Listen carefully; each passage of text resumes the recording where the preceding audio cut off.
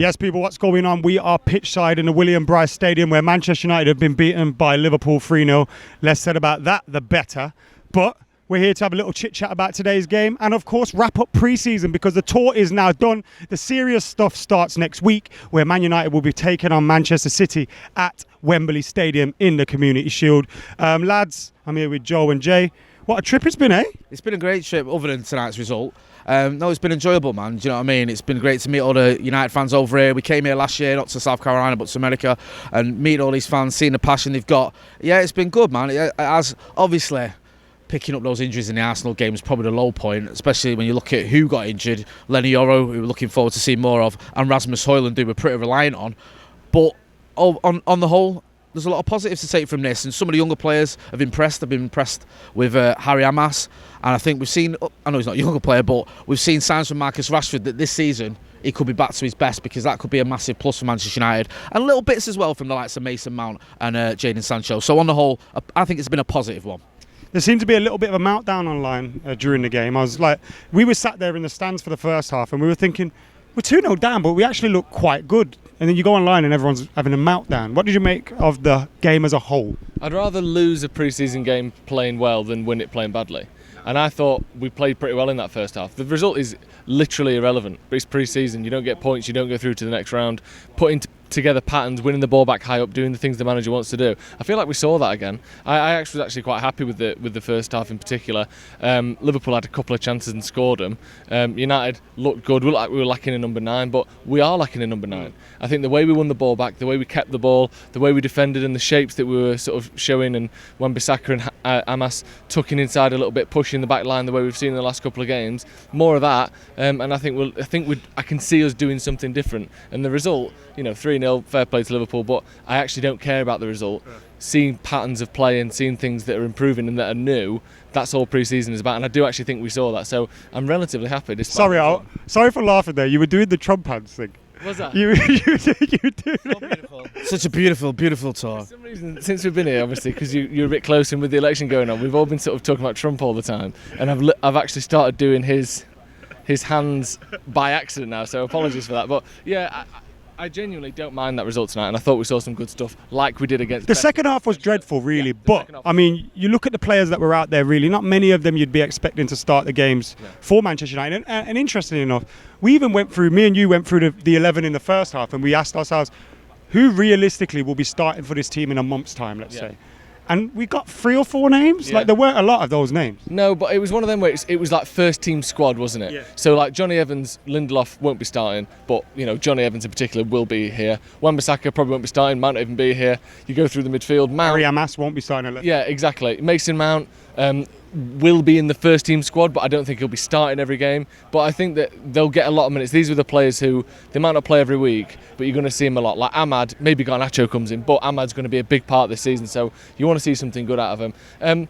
Overall, though, I think we have seen something different. I thought against Betis, that kind of 3-2-5, almost 4-2-4, whatever you want to call it, that we saw there was very good and a little bit new, something a bit different that we've not seen from Ten Hag. I think we saw tactical differences and tactical changes between pre-season and last season, for example, which is what we all wanted to see, because we all know that an FA Cup's a good result last season, but performances week in week out were dreadful, and I'm seeing signs, at least even if the result is terrible, signs that there are changes coming this season, and that's really all I wanted from pre-season.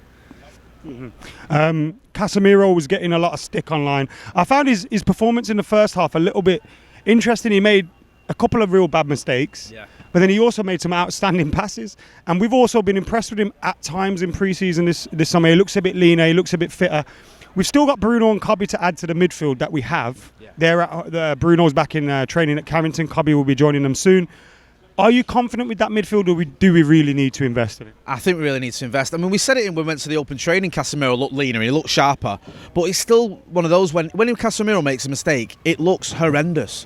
Like, it's not like he makes a mistake, you go, oh, unlucky or whatever. Like, when he got turned today, you think, Jesus wept, that looks like a child playing against adults, and we've seen it last season. It's not a nice thing to say, but it's kind of what's happening with Casemiro, and I just don't feel like you can rely on him. I really don't, and I'm not going to change my mind because we've seen glimpses in pre-season. So I feel that yes, Kobe Mainoo and Bruno Fernandes are arguably two of our best players, if not our two best players. Them coming into the midfield makes a huge difference, but we need a midfielder. We've said that the back end of last season, and nothing's changed during pre-season to make me think otherwise. Yes, we've seen some good players from the academy coming in, but ultimately you want to see Manchester United go out and sign someone, because I mean technically we're weaker in midfield this season than we were back in last season. We've lost Sofian Amrabat and we haven't replaced him. Now I know he didn't exactly have a great season, but if we can get someone like Manuel Ugarte in, that could make a huge difference, because I think Ugarte, Mainoo and Bruno Fernandes is a midfield that makes sense, because even Mason Mount coming into midfield, I don't think it's that type of player we need. We need someone who can probably win the ball, get hold of the ball and do that sort of bit of a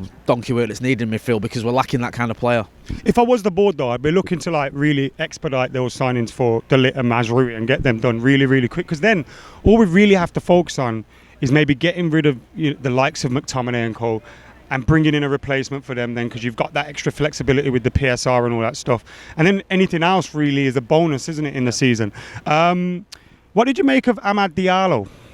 I thought he was good. I thought he was quieter than the Betis game. I thought he still looked dangerous, and other than Rashford on the left, who I actually thought was really good in the first half an hour. Talk about Rashford as well. Yeah, I thought other than Rashford, Amad was probably our best attacker. Not quite as direct and sort of clinical as the Betis game. I thought there's a couple of times we got into the final third and his pass was either slightly behind his man or not very accurate. But other than that, I'm really liking what I'm seeing, and I feel almost like we spoke about it last season a lot, and I was someone who maybe was not sure about Amad, because if he's not starting, then obviously Ten Hag's seen something to not start him. But when you watch him this pre-season, especially compared to Anthony, who played a lot of games last season, or more than a lot would have hoped for, you do wonder why Amad didn't get more minutes. But Rashford, I thought first 30 minutes was excellent. I thought there was one here just basically over your shoulder there where he spun his man, knocked it down the line, and looked like the old Rashford, where his first instinct is, I'm going to get me and the ball down that end of the pitch as quickly as I possibly can. No dawdling, no slowing down, no taking too many touches, just turn and go, and I thought that was really promising. He just looks more dangerous. That moment in the box as well where he didn't score, but it was just quick movement, boom, shot. But let the ball come across his body and back across goal, almost, obviously, instinctively. Almost sort of Ruud van Nistelrooy style in a way, which, I'm sort of forcing that a little bit because he's coaching him. But that kind of striker's movement in the box, which we need to see from Marcus, getting shots away quickly. The one thing that frustrates me with him is he'll get in a good position, then take a touch, then look up, then take a touch, then look up, then all of a sudden he's being tackled. I like it when he gets the ball, touches and just smacks it, and that's what he did there. Ball went wide, but again, it doesn't matter in these games whether the ball goes in or not. Seeing those patterns, seeing the chances being created, seeing Rashford look energised and confident, that's, again, it's what I wanted to see from pre-season, and we saw it. Yeah, we did. I've been quietly pleased with the pre-season. Last pre-season, it felt like we were doing too much travelling. We were all over the place. We didn't really know what was going on. There was no real semblance of a team forming. And it does feel like there's something building there, even though we're relying upon 5, 6, 7 players getting back into it. A couple of injuries returning, and hopefully we're kind of expecting those signings, so we feel a little bit more confident than if we weren't expecting them to come. Do you feel United are ready for the season? Sort of. I mean, I know that's not really an answer, but the Lenioro injury and the Rasmus Højlund injury has sort of thrown a bit of a spanner in the works, because those are two players that, even Lenioro, I think he'd probably started. I think it'd probably be doing him and Lisandro Martinez. Rasmus Højlund definitely think started. So that is a bit of a difficult one. And I still feel like we're waiting for signings. You've mentioned it there. We're still waiting to see if we do get a couple more signings over the line, and it feels like we need them. So I'm a little bit apprehensive, I'm being brutally honest, because we've got some tough games as well early doors when the season kicks off.